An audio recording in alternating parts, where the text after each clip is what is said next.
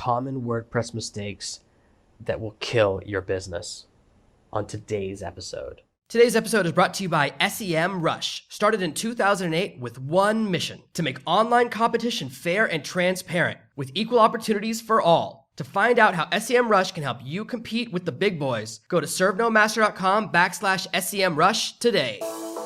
Are you tired of dealing with your boss? Do you feel underpaid and underappreciated? If you want to make it online, fire your boss and start living your retirement dreams now, then you've come to the right place. Welcome to ServenoMaster Podcast, where you'll learn how to open new revenue streams and make money while you sleep. Presented live from a tropical island in the South Pacific by best-selling author Jonathan Green. Now, here's your host.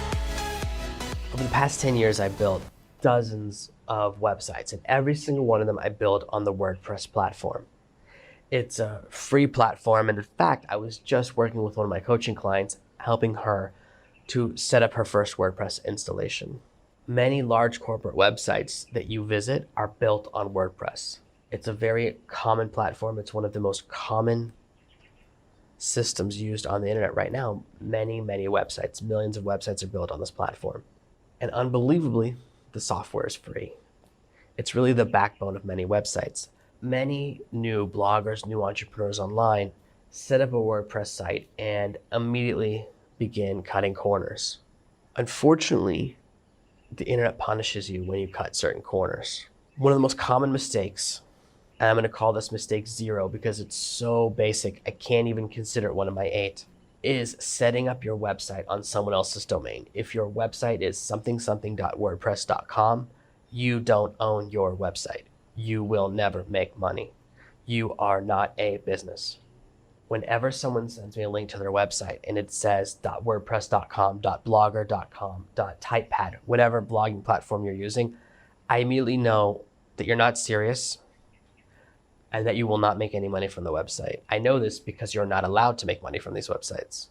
I know you're not serious because the cost of setting up your own website is about $2.14 a month. If you're not willing to invest $2 a month in your business, you don't have a business. I'm sorry to hurt some feelings. I'm sorry if that cuts to the quick and you feel like I'm a real jerk for saying that and that $2 is a big expense right now. But if you can't put $2 into your business, then you've got a real problem. Because you can put in all the work you want into a something.wordpress.com website, but you will never make money no matter how much work you put in because you're not allowed to. They're set up to make money for the WordPress site owner, not for you. So don't do that. On to number 1. The first and most common mistake that people make with WordPress is completely and totally ignoring SEO. Now, I get it. Search engine optimization, dealing with SEO, it's annoying. It's technical, it's boring, it's not fun. It's very confusing. Google releases a new algorithm every 3 months. You can be perfect, do everything right, and then they change the rules all the time. It's like being in one of those movies where you're in prison and they force you to participate in some type of game or competition or race. And if you win enough races, they'll give you your freedom. And then as soon as you are about to do your last race, they change the rules on you. That's what it feels like to compete with Google and try to stay ahead of all the search engine rules and all of the little steps. And their search engine algorithm, it's over 180 different things they check. And it's always getting longer. The list is probably way more than 180 now. Before, you just had to really focus on how you do your links and internal linking. Then you had to silo your website. And then you had to learn how to deal with social signals. Now it's a nightmare. I get that. It's a complete and total nightmare. So what I want to say is, let's keep it simple. There are a few key things you can do to put on some SEO infrastructure. You don't have to become an expert. I put in very little effort into my SEO, just a few basic things. The first is installing a simple plugin that will handle SEO for you. I use the Yoast SEO plugin. There's a link on my TOOLBOX page showing you exactly where you can grab it. It's a free plugin. It takes about 5 or 10 minutes to set up. They have some really great instructions. And then it automatically handles a lot of those SEO tasks that are necessary that the WordPress platform on itself doesn't do. Every time you write a blog post, it asks you, what's the term? What's the most important keyword here? And you just write it in a little box. With each of your blog posts, you can simply type in the keyword that you're targeting, the term that you want to rank for, and the plugin will take care of the rest. It really helps you out. You don't have to spend ages on your SEO. You don't have to do a lot of the other things. But simply putting in 5 or 10 minutes of work setting up the plugin and then 1 extra minute or less on your blog post will make a huge difference. There are people who write hundreds of blog posts and wonder why they're not getting any traffic, and the reason is they've completely ignored SEO. The second big mistake, very common WordPress mistake, is having no backup system in place. They don't back up their website, and we're going to do a special podcast episode all about how to back up your website. I use Updraft Plus, which automatically creates a backup. It sends it to my Amazon server once a week. What that means is that I always have a backup hosted on a different website. Common mistake is for people who even do create backups, then you create a backup on your own server. When you get hacked, they destroy your website and your backups because they're held in the same place. There are a couple of other options. Duplicator is a cool option too, but unfortunately Duplicator charges you for automatic backups and they charge you for connecting to S3. So it's much easier to use Updraft Plus. It's a free plugin. It takes about 5 minutes to set up or less, and it will create backups, and it will send backups to tons of different places. You can send them to Dropbox or Google Drive, however you want to store your backups. It has lots and lots of options. Your website will get hacked at some point in your career. It happens to everyone. Just recently, there was a hackathon event where people decided to see how many websites they could take down, and they took down Twitter got attacked, Spotify got attacked, all these different websites. PayPal's been taken down in the past. If websites like those can get damaged, yours can certainly get damaged. I've had 2 or 3 websites hacked throughout my career. It happens. It's an inevitability. There's a constant war between website owners and people that like to hack websites. And I've had a website where someone broke in and I didn't even know it because I'm not as always checking all these security things, and they put something in the website and they were just sending out hundreds of gigabytes of pornography from my website. I don't even understand how it was done. This is when I was at Bluehost. They didn't catch it until over 100 gigs were stored on their servers. It's one of the reasons in a previous episode I mentioned that I don't recommend them. How could you not catch such a massive infection? It was an old website that I'd done a test installation on, hadn't worked on in so long. This is one of the problems. Now, WordPress puts out updates all the time. There's almost an update every single week, and they're all security updates. They're constantly finding exploits, and then WordPress closes them. The hackers find exploits, and WordPress closes them. Eventually, you're going to be one of the people that just gets got. And when that happens, if you don't have a backup, you're going to be weeping, especially now that backup software is free. There used to be only a few backup solutions, and they were quite expensive. And in fact, now, the expensive ones that cost hundreds of dollars, most of them are garbage. There's a pretty expensive one that's $297 for a license, and their reviews are terrible. They make a backup, and then when you try to reinstall it, it doesn't work. If you want to be a little more advanced, you should create a test installation and make sure your backups are actually working. You can test them in a sandbox on your own computer or other things. That's a little more advanced, but you do want to know that your backup's going to work when it's time to deploy it when your site gets attacked. Our third very common mistake is for people to install way too many plugins. We've all done it. There are so many cool plugins that do amazing and really cool things. Social media sharing plugins, popular post plugins, SEO plugins, security plugins. You can end up with 20, 30, or 50 plugins on your site. I'm constantly having to fight against putting more plugins on my site. Just to run this podcast requires 3 or 4 plugins. Then my backup setup is another plugin. Then I have my SEO plugin. Then I have a social share plugin. I have a popular post plugin. And it adds up, and I have 12 or 14 active plugins on the site. And I'm always fighting to keep the number of plugins minimized. It's one of the reasons that I love Thrive Themes. They have built in a lot of the features that other themes require you to do via plugin. If you have a website that's not mobile responsive, then you have to use a mobile responsive plugin. Plugins are often there to fill in the gap for a problem or a weakness in your theme or something that's missing. If you have more than a single page of plugins, if you have to click to page 2 in the little plugin section of WordPress, you've got a big problem. Always look for ways to slash the number of plugins you have. Each plugin you have takes time. It's a little piece of software. Every time someone visits your website, all those plugins get activated. So it slows down your website a lot.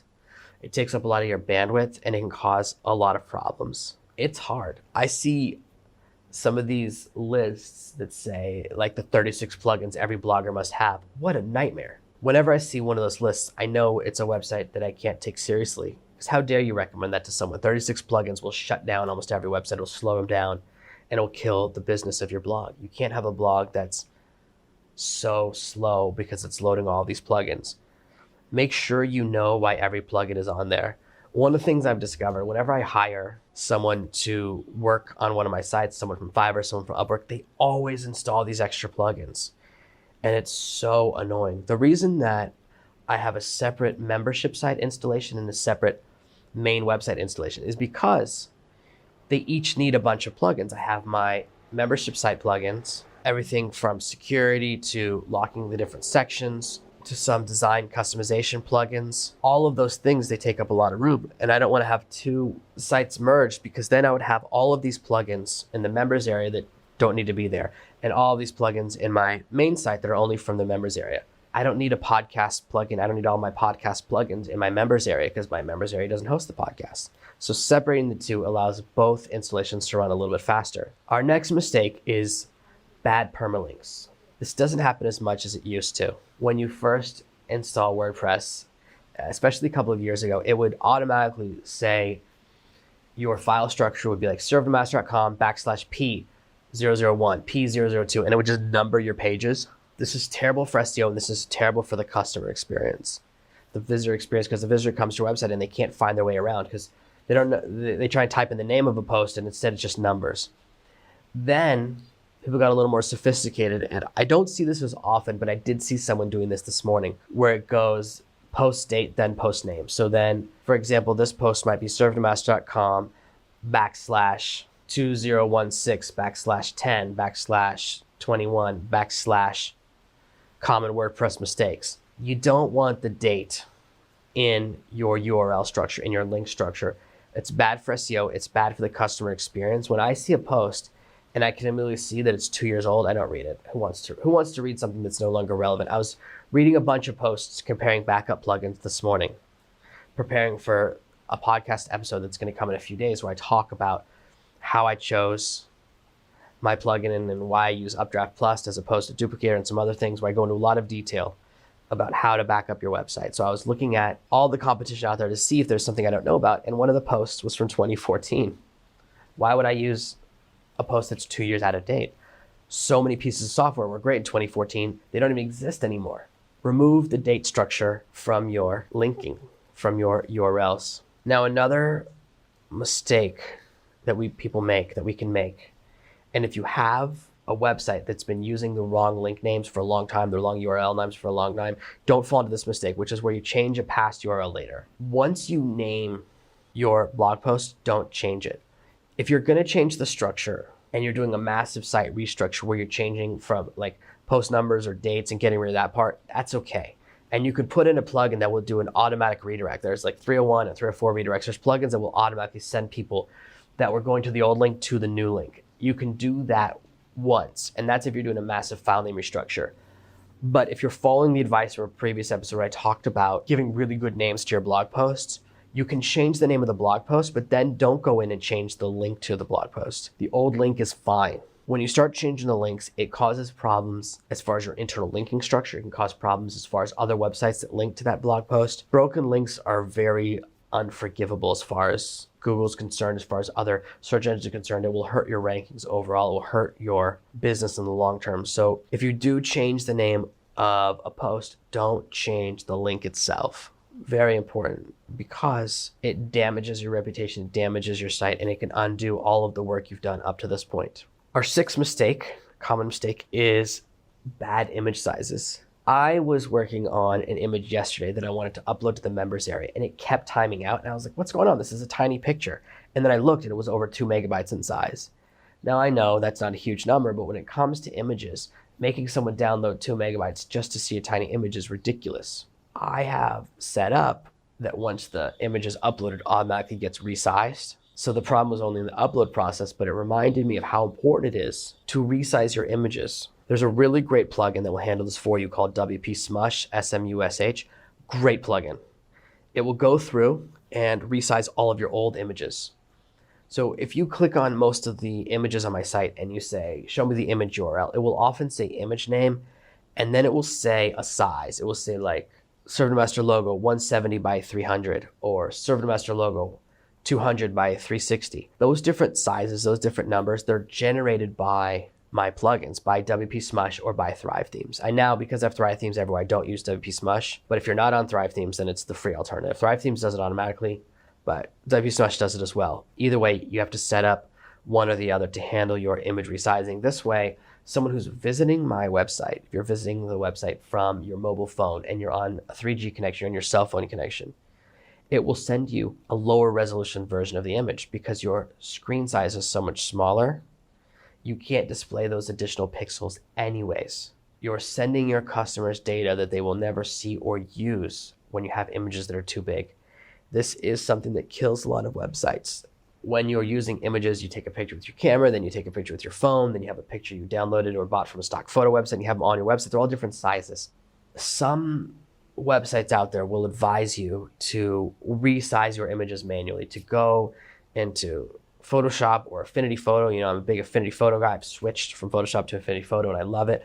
But they will tell you to manually resize every image. And I've done a lot of that in the past. Sometimes I do resize an image for the upload. When I go 2 megabytes, is insane. I can resize this to a third the size easily. You don't need to do it manually, however.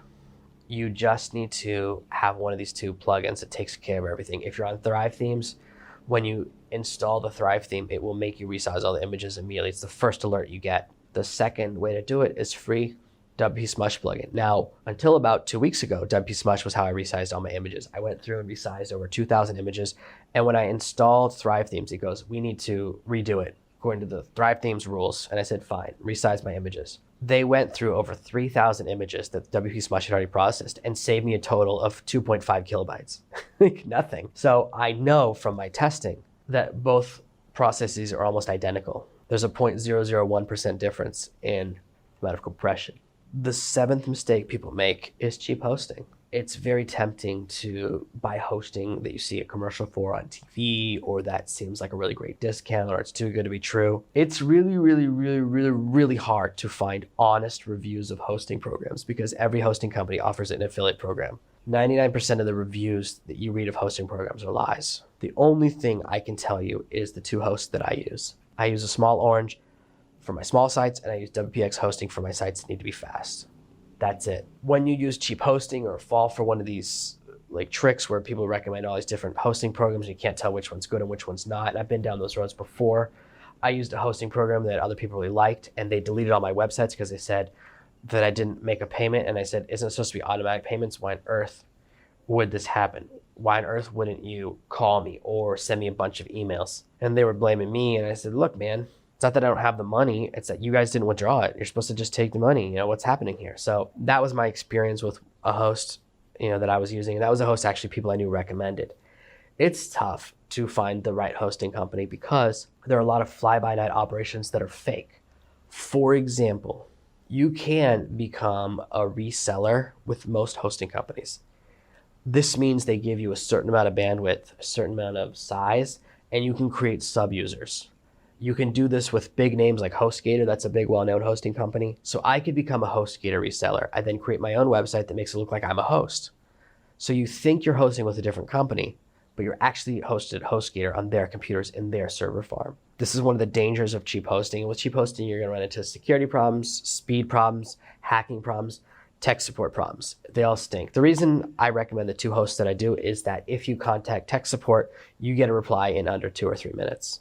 Most of the time it's way quicker, but occasionally there's a high traffic time where you have to wait 2 or 3 minutes. And most of the time they know what they're talking about. With a small orange, I eventually ran into a problem that they didn't know how to fix. It was a little bit beyond. It was because ServenoMaster got too big. ServenoMaster is a very large, very commercial website. It has a lot of blog posts, has a complicated podcast, has a huge membership area. All of those pieces integrated are very important. And it was a little beyond what $2 a month hosting could handle. So I upgraded to WPX hosting, which was called Traffic Planet at the time. But the great thing about WPX hosting, it's actually not that expensive. It's $25 a month, but you get 5 domains. So if you have 5 websites, you're paying $5 a month per website. It's not crazy. Compared to a lot of the competition as far as premier hosting, it's not so bad. And that's just a higher level of tech support and a higher level of ability. But for most people, a small orange, $2 or $3 a month is all you need. It is cheap, but there's cheap hosting and then there's cheap hosting. The final mistake that people make on WordPress, and this is very common, is that the name for their admin profile is admin, A-D-M-I-N. When your username is admin, which is the default WordPress username, what they give you if you don't choose your own, your website becomes very easily hackable. A brute force attack already has half of the access to your site. They have admin. Now they just need to try admin and multiple passwords. They try all these variations and eventually they'll break into your website. Please, please, if your username is admin, change it. It should always be something different and something that's not obvious. It's bad enough that people use terrible passwords, and I don't even want to talk about passwords today, but please make sure your username on WordPress is not admin. If it is, go change it right now before you do anything else today. This is a critical mistake that leaves your site unbelievably vulnerable. And in fact, some of the really big hacks that happened where people hacked 1 million WordPress websites in a day happened because all of those websites had the same username. It's so easy. They should be hard to find, not easy. If you fix these 8 common WordPress mistakes, your business will grow. You will get more traffic, your website will run faster, and you'll have a better experience for your customers. Thank you for listening to this week's episode of ServenoMaster. Make sure you subscribe so you never miss another episode. We'll be back tomorrow with more tips and tactics on how to escape that rat race. Head over to servenomaster.com/podcasts now for your chance to win a free copy of Jonathan's bestseller, Serve No Master. All you have to do is leave a 5-star review of this podcast. See you tomorrow. Thank you for listening to the Serve No Master podcast. Head over to servenomaster.com/podcasts right now to find out how you can win a free copy of my brand new book.